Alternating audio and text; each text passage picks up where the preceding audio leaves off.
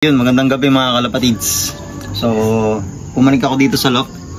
Ayan, Monday. Dahil meron na tayong bibigay sa ibon. So, ginagawa na natin to. Nung first lap pa lang. So, ito nga, yung dalawa nating dinerby sa GR mula training. Tapos nag first lap derby. So, sila pa rin dalawa. And then umabot na nga tayo ng last lap Katbalogan. Ayan. So, may share lang ako sa inyo na nakakatuwa. So, si Blue Bar, nakikita nyo, nakaupo, ayun, nakatingin pa sa akin. Ayan. And then si Black Grizzle nandito. Ayun. Ayan. So, share ko lang sa inyo. Noong fifth lap, siguro Monday, Tuesday, Miyerkules. Yan, nung Miyerkules, binigyan ko sila nung fifth lap, kung di ako nagkakamali, ng itlog. So, magkapares nga sila ni Blue Bar tsaka ni Black Grizzle. So, nagpapatungan sila, pero hindi umiitlog dahil gawa nung syempre, niloload natin. So, stress yan. Kaya, malabong umitlog. Yun lang sa experience ko. So, nilagyan ko ng pang motivate. Nilagyan ko ng fake egg. So, ang ginawa ko, unang araw, nilagyan ko ng isa.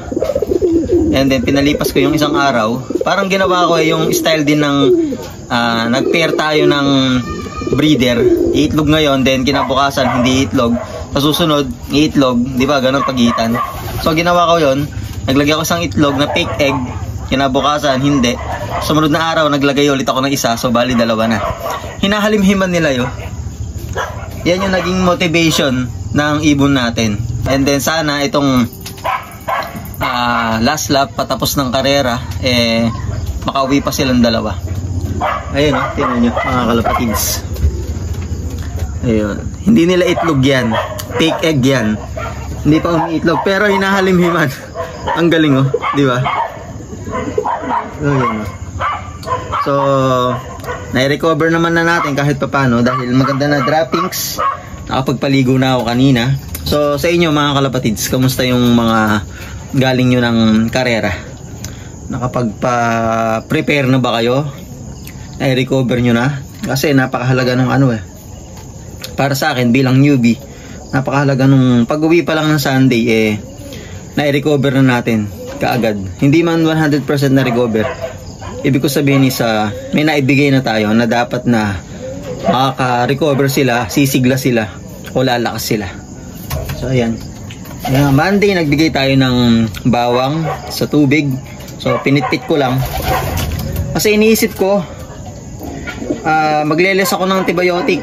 Dahil sa hindi nakakaalam dyan mga kalapatids, 18 itong ibon namin ng South. So, 18 sila. So, umakarga ako sa truck. Siyempre, training na. Papalayo na. 100 kilometers, 150, hanggang 200 na. Ayan. So, tinamaan nga sila ng sakit. So, nabawasan hanggang sa talagang bumaliling na yung mga ulo. Nagka-virus na mga ibon. So, kinal na natin yung iba hanggang sa yung iba, pinapagaling natin. Kasama rin siya doon. Tsaka si Black Grizzle, kasama din doon. So, talagang nawalan na ako ng pag-asa. Dahil napakalakas ng virus mga kalapatids na tumama sa mga ibon natin. So, quick vlog. Malakas yung virus na tumama sa mga ibon. Talagang ang dami nalagas. Mga na MacArthur, GRPC, meron din. Isa yata. Hindi ko nagkakamali. Isa. Yung pinakamatulin sa batch nila. Nakasali din yun sa grand pooling. So, yun nga, tinamaan. Hindi na natin na-recover dahil mahina na. So, sabi ko nga, inulit-ulit ko sa vlog natin, sila na lang yung mga natira. Ayun pala si Pula. Ayun. So, sila sa batch nila yung mga malalakas. Kaya, eto, nakakita nyo, 4 na lang natira. 5. Andun nga pala si Bluebird White Flight. So, isa-summer ko na lang. So, hindi ko na kinarga sa BBC, pang all bird category sana. Kasi di pa nakabawi katawan. So, yun lang, share ko lang mga kalapatids. Meron palang ibon na ganon. Kahit di nila itlog, nahalimhiman. Ayun, no? Hindi ko lang din sure kung nakaitlog to sa truck. Kasi nakakauwi dahil biruin nyo, pumalo ng 300 kilometers hanggang nag 450 nung Matnog Sorsogon. So di ko alam kung itlog kasi wala namang pangitain o sinyalis na iitlog yung hen na to. So hen nga pala itong bluebird natin. So yun lang. Then sa motivation, kasi may mga nagtatanong din ng ating mga kalapatids. Motivation, ginagawa ko yan lagi. Meron tayong paso. Hindi na nawawala yung paso na yan. Talaga nagbibigay tayo. So pwede buhangin, pero pinaka the best mga kalapatids, based sa experience ko na 3 ibon na yun napatawid ko ng dagat. Alam nyo to, yung sanga ng ng akasya, yung pinaka maliliit lang, mas malaki pa nga to Nagbibigay ako nito Webes o Friday. Hinahayaan kong pumulot sila kahit na may itlog, pinupulot nila to. Natural na pamamaraan para ma-motivate yung ibon. Yan lang. Share ko lang mga kalapatids. So sana this Katbalogan last lap makapagpauwi pa tayo mga kalapatids. So dalawa nga sila. Nakamas ako dahil allergy ako pagka kasi nagpupulbos na itong mga ibon natin ay doon umalis ni Black Grizzle gusto niya doon. May pulbos, tsaka nagkukudkud kasi ko, then winawalisan ko dahil gawa nung nagbibigay tayo ng buhangin, so nalalaglag dito, then umaali pa to, naamoy natin, kaya tayo naka-face mask, yun lang.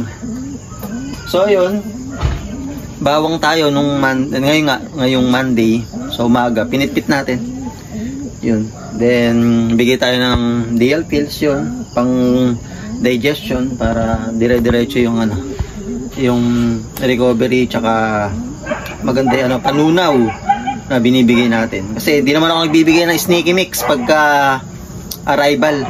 Talagang mga solid na corn, tsaka yung malalaking piece. Yan lang binibigay ko. So mula first lap hanggang ngayon, okay naman.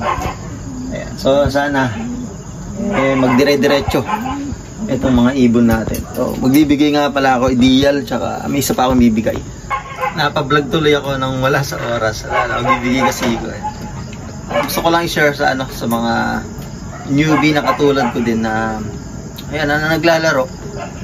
Na-inspire kasi daw sila. So ideal tayo yan. Ang digestion, pwede ng victory.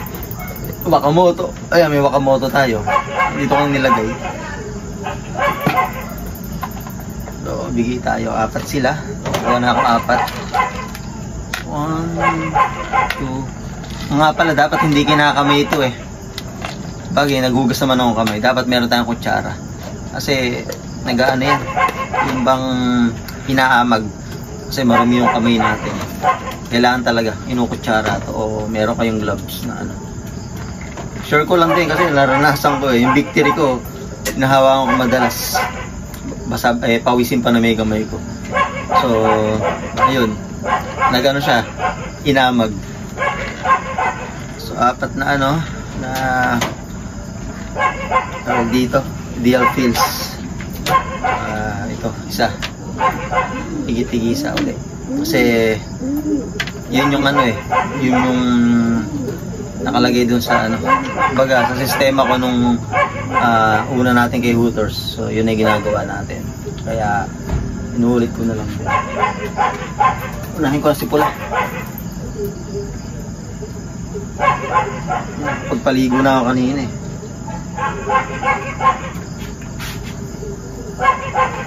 Hindi naman yan totaling basang-basa mga kalapatids. Talagang nawash ko lang yung paa, yung mga putik. Kasi nagputik tong dalawa. Nagputik. Kaya ko na. Pinaliguan. Para yung pulbos hindi naman mawala din. Napakahalaga din kasi ng pulbos. Lalo na pag nag-smash.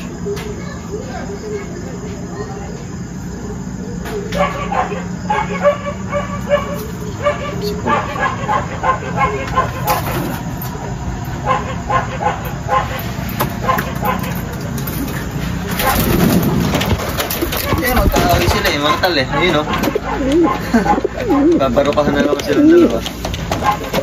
patapon itong ano. Itong piniper natin yung DL tsaka ano. Sabihin ko na nga, Supra Pills. Supra Pills.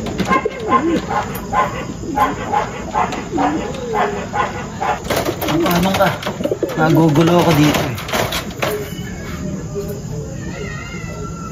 Tinan nyo yung ulo ni ni Black Grizzle tsaka ilong. Pulbos na pulbos.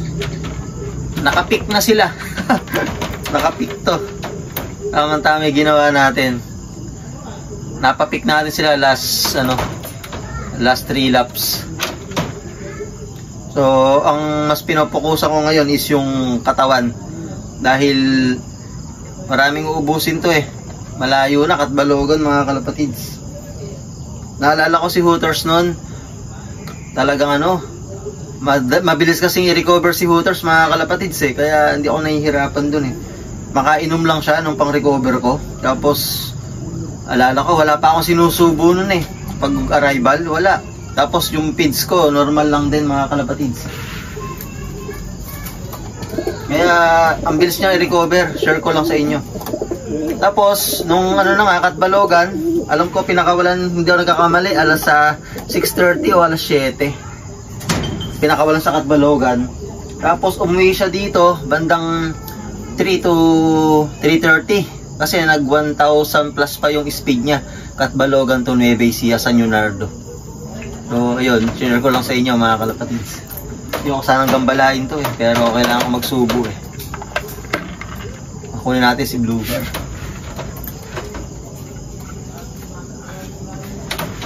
Pakita ko sa inyo mga kalapatids yung egg para maniwala kayo.